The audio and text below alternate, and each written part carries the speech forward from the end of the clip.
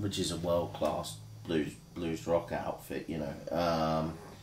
And I'm playing mainly his material. I mean, the idea for the tour came about while he was awaiting his liver transplant, which he's now had, and it's been successful. But I mean, it's going to be a long road to recovery in terms of building up his body again. You know, his muscle strength and everything.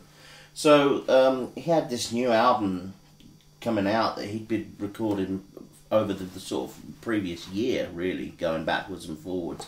And Blues Came Calling? Yeah. And this was going to be his 25th anniversary year. You know, they made a documentary. They did a book. Henry Yates wrote a book. You know, it's a great book. And so all this was planned, and obviously Walter couldn't do it. So Marie, who's Walter's manager and wife, said, you know, Walter'd been talking and said, you know, how about I go out on the road and promote it?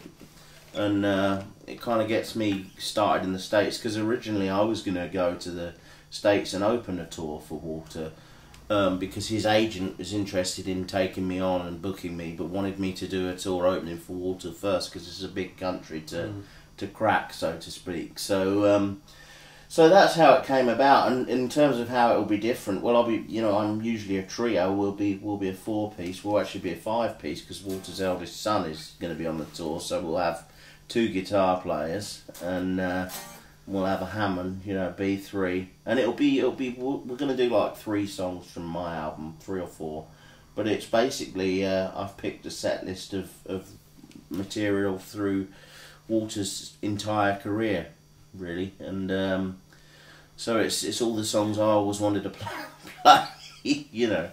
I've picked the set list, which the guys were gracious enough to let me do. So I've picked a set list, mailed it to everybody. Everybody's on the same page as to what we're going to do. We're going to have a day's rehearsal in LA when I arrive, and that should be enough. I mean, obviously they know the songs, you know. So as long as I've got my stuff down, we're going to be fine. 2 of the songs I changed the key, just to suit my voice.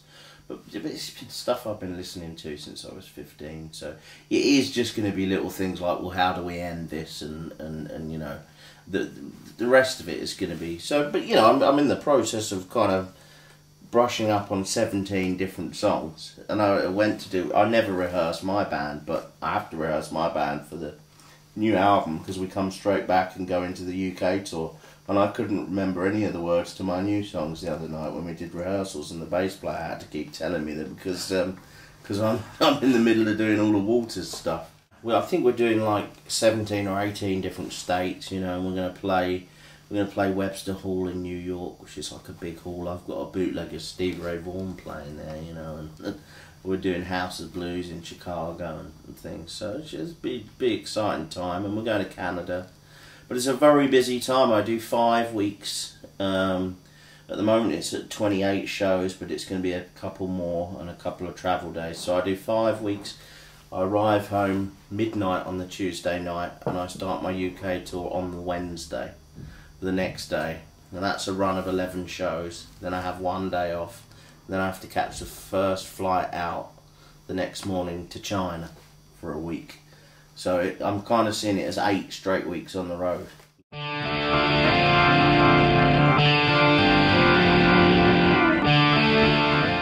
Well, I mean, we're going to play quite a lot of the album. I think there's nine tracks on there. I think we're going to do 6 of them. I am at this point debating whether to bring on board a keyboard player. The simple problem is, at the moment I leave in like a week, and I don't have any time to rehearse them, so the guys will have to play and sort of find someone for me. So sort of watch this space on that one. But we'll be playing songs from, you know, quite a lot from the new album. The new album, there's quite a lot of songs that work well live, and then there'll be a cross section of all other material I've done as well. Well, he's made me more disciplined, and we've had pre-production, and we've talked about the songs more. He didn't ever want to make a generic blues album. You know, he wanted an album with songs, and he said, I'm all for guitar, but you know, I want the solos to mean something within the song. And we were sort of on the same page with that.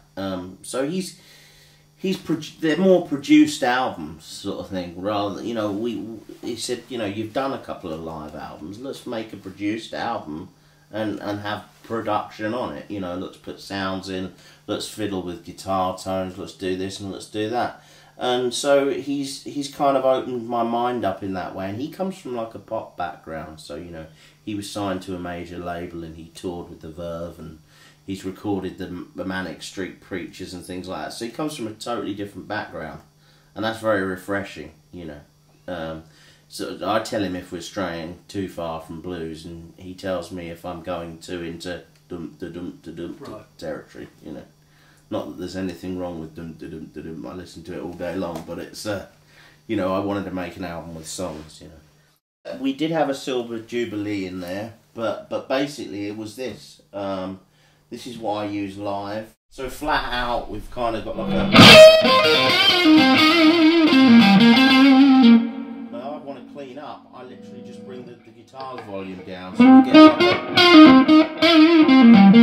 that sort of creamier sound, you know. And for rhythm, the same thing. The chords, just clean it up like that. I mean, so I literally go with the one sound. You know, I'm completely untechnical like that, and I've tried the whole, you know, I've used Rats and DS1 and Tube Screamers, and I just like the lead channel on this, and I plug in, and that all came about. I did some shows with Walter Trout. He was using those, and he just had it set like that, and I thought, God, it's a great tone when you get, you know.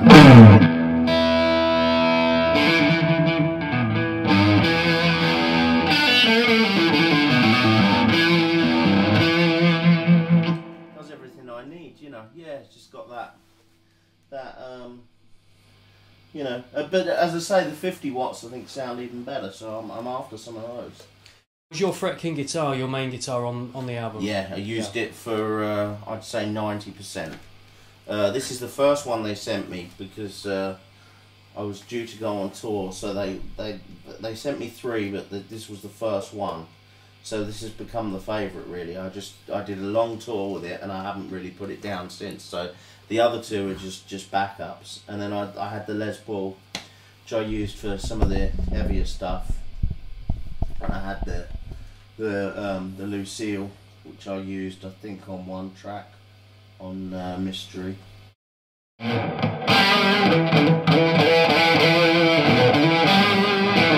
So that's different to what I had in the original guitar. So you've got a P90. It winds down to a true single coil, but it doesn't. It's not on or off. It's gradual. So if you did get let's get something clean here. So it's a gradual. It's not, you know, it's not all or nothing. It's not on or off, is it? Like no, it's a gradual build up. Tap, yeah. So and this is me being technical, by the way. This is about as good as I get, you know. So then we got the sort of classic in between stratty sound, you know. I always think this position is Telecaster. Now this is the humbucker. So and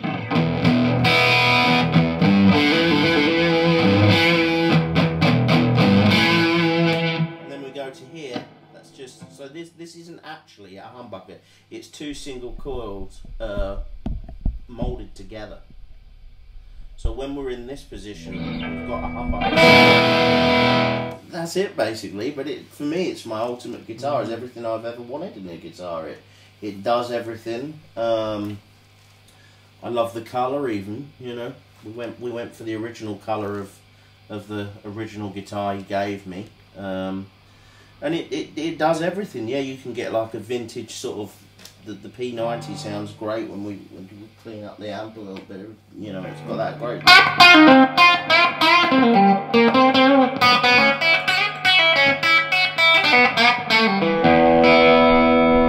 kind of you know, it's just like a few guitars in one, really.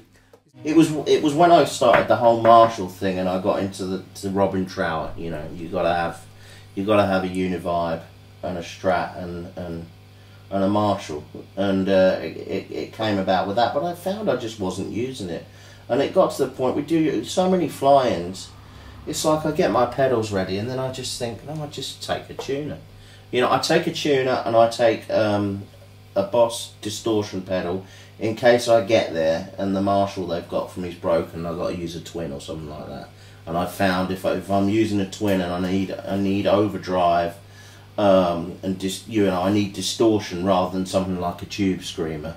The Boss is the best for that. That suits me. You know, if I want a Texas blues sound, you know, I've got a super reverb and a tube screamer. So that's you know, but that's a whole different, you know, it's a whole different thing to me. That's super cranked, and you need, you know, a screen in front of it, and you need to really work those amps. Yeah, I mean, it's the only way to get that sound, isn't it? It's just everything's flat out, yeah. And they're very, very loud at that. And it's just got silly, you know. Some of these twins, some of them, I've got a twin as well, and they're just so loud, and they're great, and I love the way some of these guys sound with them, but in clubs, it just, I don't, if I'm hurting my own ears, I certainly don't think it's going to be comfortable for the audience. To get that tone out of a Fender, you need to crank it, you need a tube screamer, you want the heavy strings, and it's the whole Stevie Ray Vaughan thing, and God, I love Stevie Ray Vaughan. I think he was one of the greatest guitar players of all time, but it has just been done to kind of to death, and a lot of that has kind of, it's a shame in the end, because I think it spoils that legacy for a lot of people, because it's just every guitar player has gone through that phase, and it's get a Fender amp, turn it up to 10, put a tube screamer in, have 14 gauge strings on your Strat, Texas specials, and you know,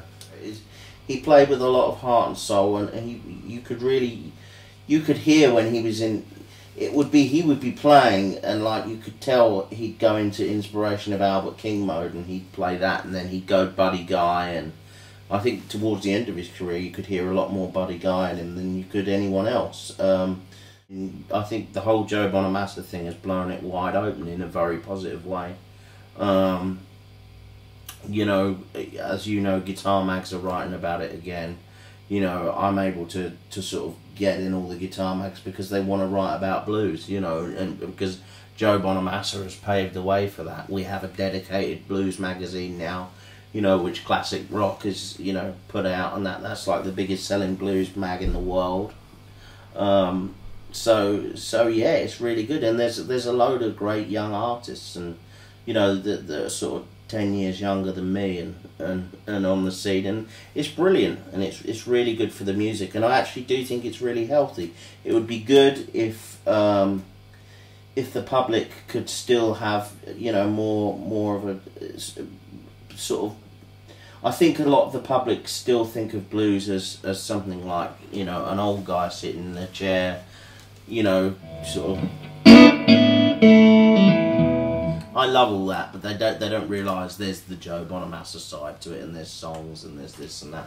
But that's about getting more mainstream media coverage, really, you know, TV and things like that. But, from the guitarist point of view, I think most people, when they pick up a guitar, they gravitate towards blues because there's a lot of sort of gunslingers in blues, isn't there? I mean, you know, those pictures up there, they're all, you know, guitar slingers. They're all cool, and so I think it's a music that I think blues guitar playing is the common thread that runs between everything. So if we got a country guy in here, and we got a jazz guy in here, and we got you know, Steve Vai in here, and we all had to get up now to do a jam in front of a crowd, we'd have to do a 12-bar blues. It would be the common thing that would connect everybody. And so I think that's why it is for guitarists, and I think so in a certain way that's why it is for an audience. I think an audience connects with something that is, in a way, very simple music, but then hard to play properly, you know. And I think it's good time music, really. You know, blues isn't all about, you know, my woman's left me and, you know, my dog's died. It can be really sort of, you know, upbeat and fun.